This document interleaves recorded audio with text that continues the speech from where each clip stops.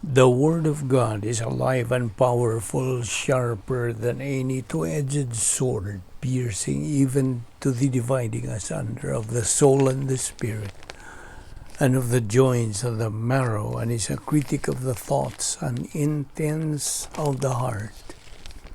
Ang tibuok nga kasulatan, gipaginawa sa Dios ug may kapuslanan, alang sa pagpanudlo, alang sa pagpamadong, alang sa pagpanulid, ug alang sa pagmatuto sa pagkamatarong aron ang tao sa Dios mamahingpit, masinangkapan alang sa tanang maayong buluhaton.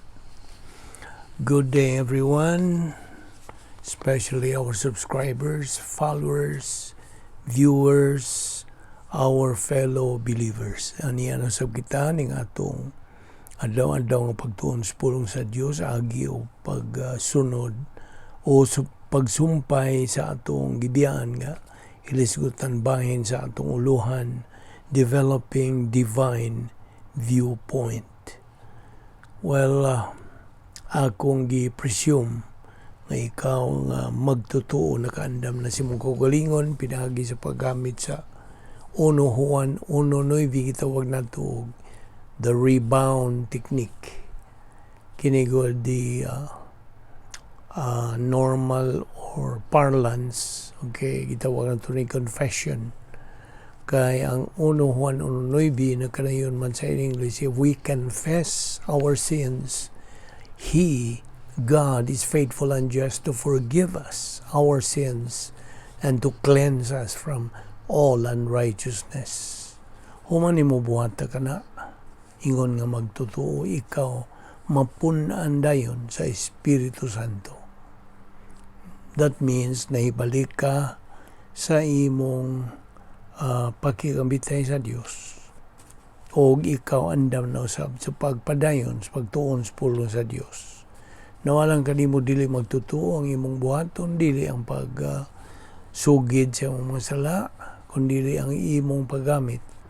Niyan ang imong kabubuton, hinatag sa Dios, gamita ka na, pinagi sa imong pagtuo, pagdawat kang Ginoong Jesucristo, ingon nga imong personal gyud nga manluluwas. Kaya ang Acts 16:31 na kanayon man, tumuo ka kang Ginoong Hesus ug ikaw maluwas. So man ibubuhata ka na, andam na sabi ka sa pagsalmot, ini nga atong pagtuon sa pulong sa Dios. Busa, andama inyong kaugalingon sa atong pagpadayon ini. Okay, kagahapon, dinhi kita mohunong sa atong paghisgot niining Pilipos 2:9 ngadto sa 11 nga nagkanayon, for this reason also God highly exalted him and bestowed on him, kining him si Ginoong Jesucristo, the name which is above every name, so that at the name of Jesus every knee will bow, of those who are in heaven and on earth and under the earth, and every tongue will confess that Jesus Christ is Lord, to the glory of God the Father. Okay, diha sa Colosas 3:17. When believers pray, okay, maghisgot tag pagampo, kini may kalabutan ka na itong mga magtutuo sa atong pagampo. When believers pray, atong pagkamapasalamaton ngadto sa Dios nga Amahan, first, it should only be directed to God the Father. Pinaagi kang Ginoong Jesucristo, not through any other way. Okay? So, dili mahimo sa bisig unsang paagi, kundi pinaagi kang Ginoong Jesucristo atong direkta ang atong pagampo ngadto sa Dios nga Amahan. Galatians 3:26, for you are all sons of God through faith in Christ Jesus. John 1:12, but as many as received him, to them he gave the right to become children of God, even to those who believe in his name. 2 Peter 3:18, ayaw gyud ni kalimti. Ako niya, ato gining gibalik-balik. Ikaw nga magtutuo, patunon kas pulong sa Diyos adlaw-adlaw aron ka ng imong kalag mutubo, but grow in the grace and in the knowledge of our Lord and Savior Jesus Christ. So timani 2 Peter chapter 3 verse 18. Now, ang attitude of gratitude should already become bahin na sa atong kinabuhi ingon nga mga magtotoo. It should be a part now of our life. This attitude of gratitude started right after you got saved. Yan, di ko higayon. Ikaw naluwas. Diha magsugod. O kining maong attitude should always be a part most in the believer's life until forever. See? Kini imong pagkamapasalamaton, bahin na sa imong kinabuhi hangtod sa imong ikamatay. Until dili na kaya sa imong ikamatay. Hangtod na ka na imong pagkamapasalamaton. Kaya kini kong attitude of gratitude, bahin man sa matag magtotoo nga pagampo.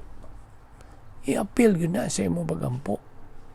Now, tuod, naghisgot naman tag pagampo, nainumdum ka pa ba sa agenda of prayer?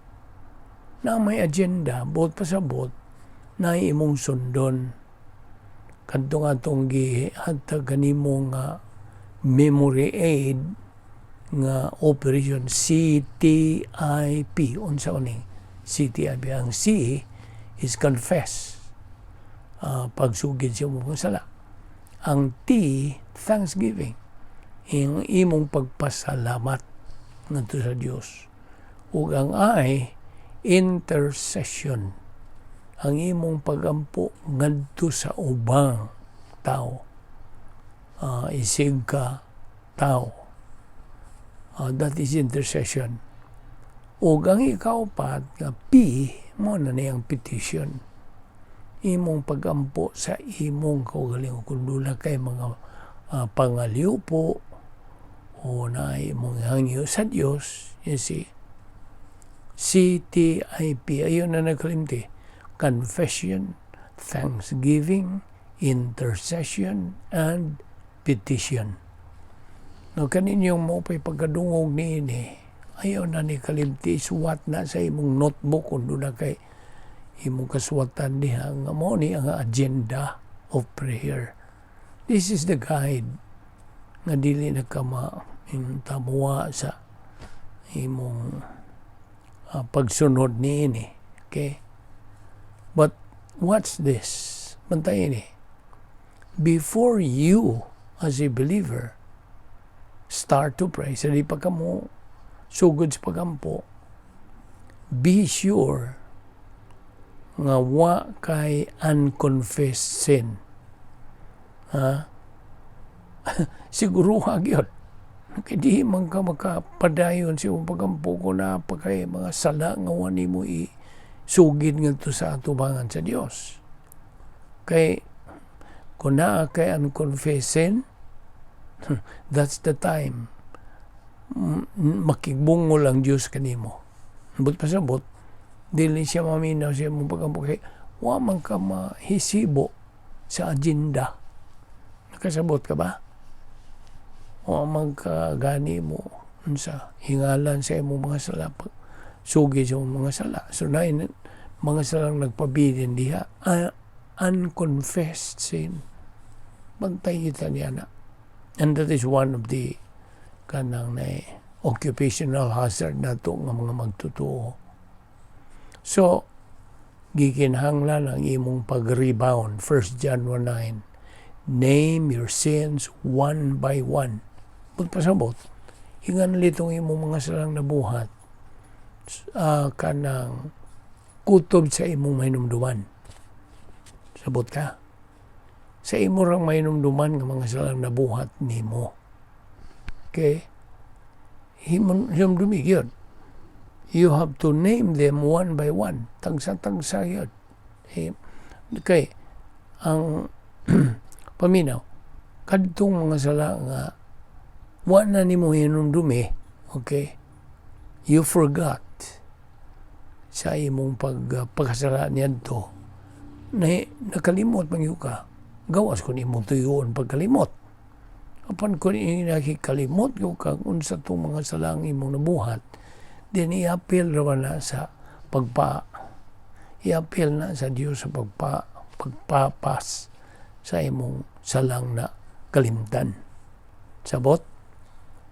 However, when we pray, we should be sure it is within God's will. Mga to'y atong sigurohon po na. Una, bagyot na tunong bagyot sa kabubuton sa Diyos.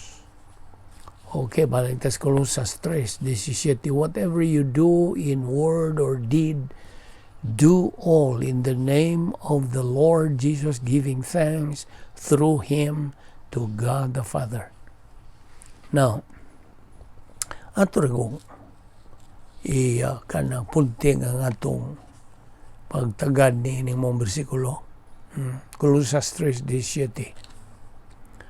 We have already learned that everything, every detail sa atong mabuhat sa kinabuhi, every detail that we do in life, ang mando sa Dios pinagi siyang pulong mao nga all believers do it in the Lord Jesus Christ's name. Do it as unto the Lord, giving thanks to God the Father. Okay? Pasalamatan nimo ang Dios nga mahan sa ngalan ni Ginoong Hesukristo. Ay abi nimo, ang imong pagmapasalamaton ngadto sa Dios bahin sa atong pagampo. It is part of prayer, and we are supposed to know the ginining proper agenda sa prayer. So ayun na nakalimti, Operation CTIP. CTIP. Confession, Thanksgiving, Intercession, Petition. Now, og tuod na usa ka punto kung dalo nimo. Ang pagampo mabuhat lamang ka nas usa ka magtotoo. Only a believer can pray. Prayer can only be done by a believer. Dili ni buhat sa di magtotoo. Now, ang bugtong pagampo nga madawat sa Dios in the prayer of a believer, maoray madawat sa Dios ang pagampo sa magtotoo, dili magtotoo. Not the prayer of an unbeliever. Nakadungog ka bagmayo nini na ikaw nga dili magtotoo, dili ka makampo. Of course, daghan mo mga di magtotoo nga sige lang sila gihaw-hihaw dihagon sa dihang ilang pagibot-kibot sa ilang magampo kung sa diha, pero wala ka na epekto. Sabot, ang kumalikon, the only prayer that is acceptable by God is the prayer of a believer, not the prayer of an unbeliever.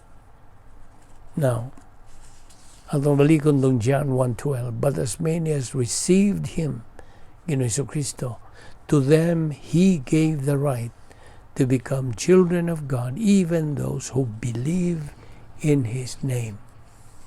Ni ay inunta caveat or warning. Do not pray to God the Father if you are an unbeliever. Yan na po. Lain na pong punto. Do not pray. Ayaw kaampo ngadto sa Dios nga mahan kung ikaw dili pa magtotoo.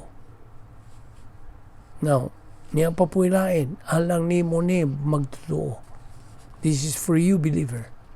Do not pray to God the Father if kung ikaw magtotoo, you are carnal.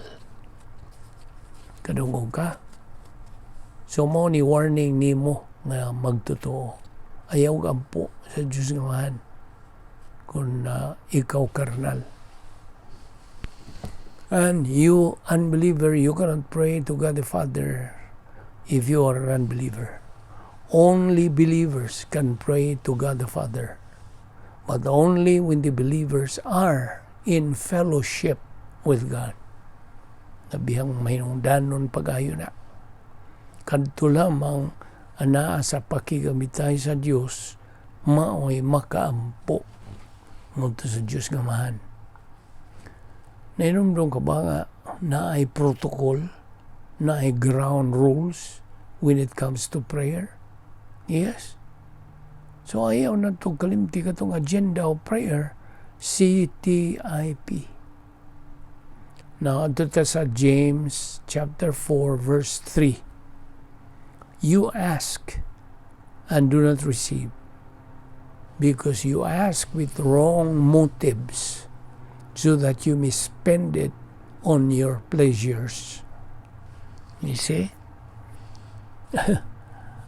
You ask, unya, di ka magkadawat.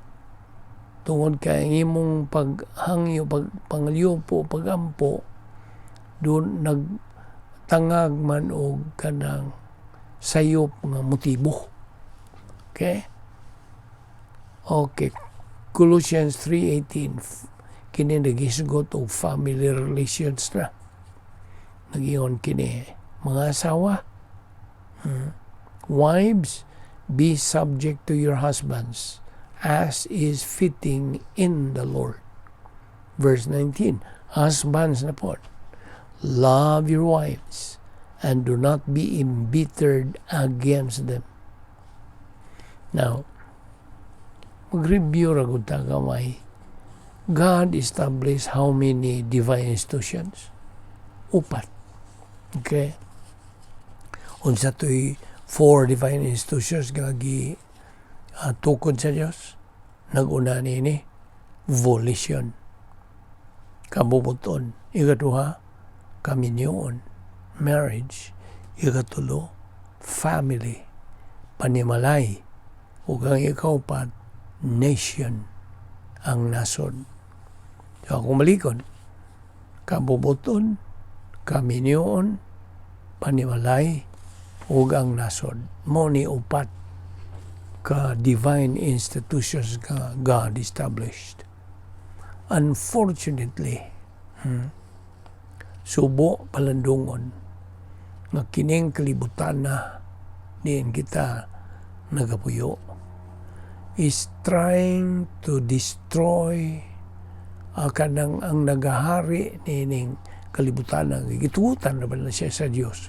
Si Satanas ba mo may kanang dumala ning kalibutan na. Okay? Satanic kanang rule kini bang kalibutan ino na lang to as a whole. This world is trying to destroy ining divine institutions, especially ang divine institution number 3, ang panimalay. Mao na ang ayo-ayo gyud kanang pangitaan yung Satanas ug paagi nga mabungkag kining ikatulong nga divine institution nga panimalay. You see? Also in Ephesians 5:22 nag-ingon, wives, submit yourselves unto your own husbands as unto the Lord. Mao ni mando sa Dios ngadto kanimo nga asawa. Alang ninyo nga mga asawa. But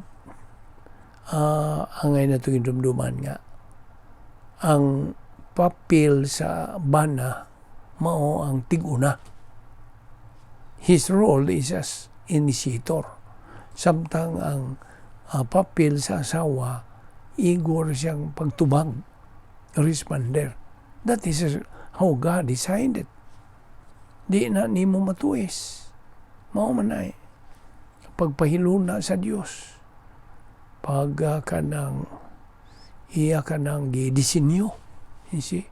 So akong malikon, ang papel sa bana mo ang tig-una. Ang papel sa asawa mo ay tig-tubang.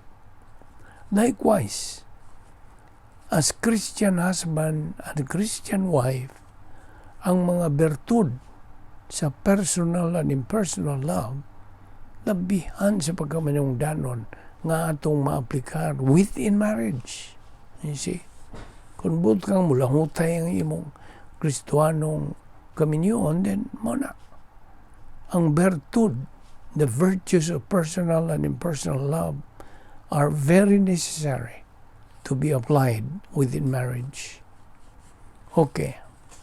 Kining Colossus 3, niining mong teksto, nagtuon ta sa nagkalanaing mga prinsipyo diyas pulong sa Diyos, especially principles in marriage. Colossians 3:18, wives, be subject to your husbands as is fitting in the Lord.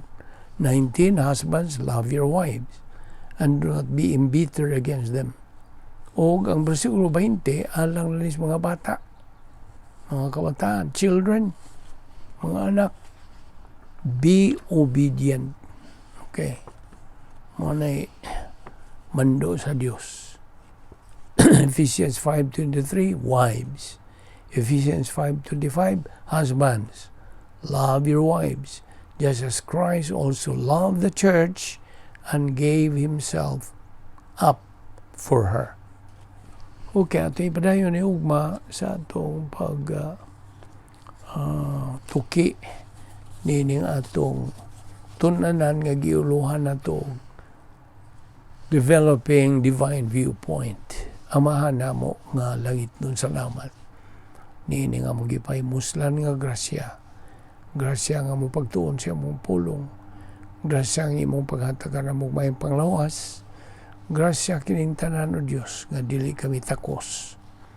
Bisan gani kining panahon sa among pagtuon sa among pulong. Imo kining gipahilunas ka na yung tunga pang tanan. Pinaagi sa imong pagka-omnisciente ka na sayo ikaw nga kami nagapangita. We are seeking your truth. Salamat. Nini nga mo gayon sa pagtuon sa mong pulong sa Bible study, pinagi sa YouTube o sa ministry. Vic Balbido Evangelistic Ministry. Gamitan lamang kini o Diyos alang sa imong kabulahanan. Kining tanan na mong ipasalamatan sa ngalan ni Ginoong Hesus Kristo. Amen.